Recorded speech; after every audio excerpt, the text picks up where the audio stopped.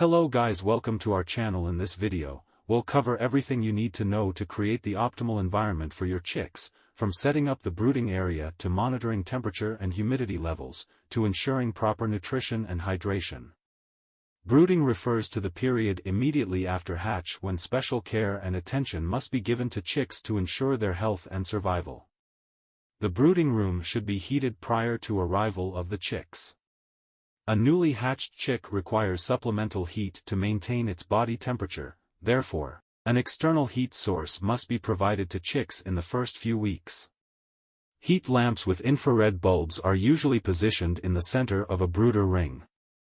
Brooder rings are used to confine chicks in a small area close to feed and water, ultimately allowing them to select an environment at their own thermal comfort level. Temperature control is important to chicks, particularly in the first 3 weeks of life. Brooder rings should provide adequate space for the chicks to select a comfortable temperature. If the chicks are too cold, they will become chilled and uncomfortable, and will not eat or drink. If the chicks are too hot, they will become dehydrated and susceptible to high mortality. Starting temperature requirements for all poultry species are similar. Initial brooding temperature, at the level of the chicks, should be 30 to 34 centigrade and reduced by approximately 2 to 3 centigrade per week until 21 centigrade is reached.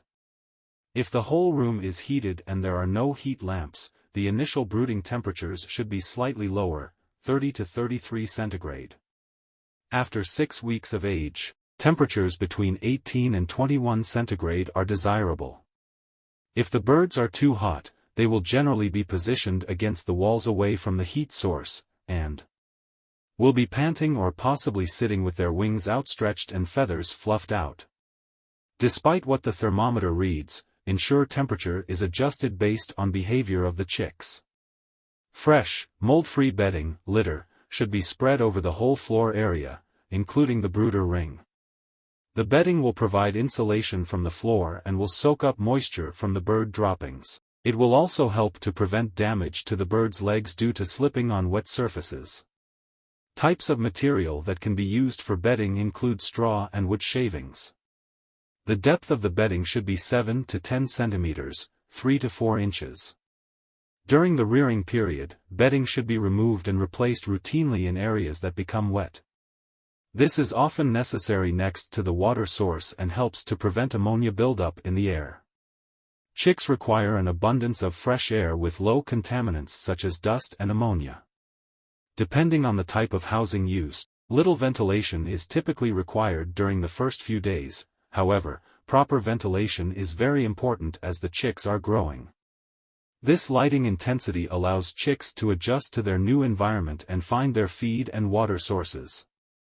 After 3 days, the light intensity may be lowered to 5 to 10 lux.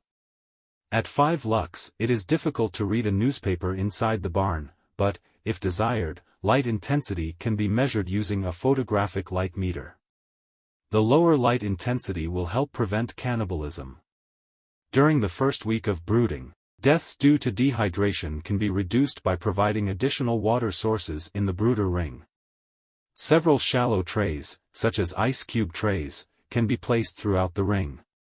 It is also helpful to dip the chicks' beaks into the water when initially placing them into the brooder ring. Fresh water should be available at all times, and the water containers should be cleaned routinely. As with the feeders, the height of the water source should be regularly adjusted to be even with the back of the chicks. During the first week of brooding, in addition to the feeding troughs, small amounts of feed should be provided in shallow trays, such as box lids or egg flats, that the chicks can easily access. This helps the chicks find the feed more successfully in the first few days. It is also beneficial to place the feed and water close together during this time to ensure the chicks eat and drink.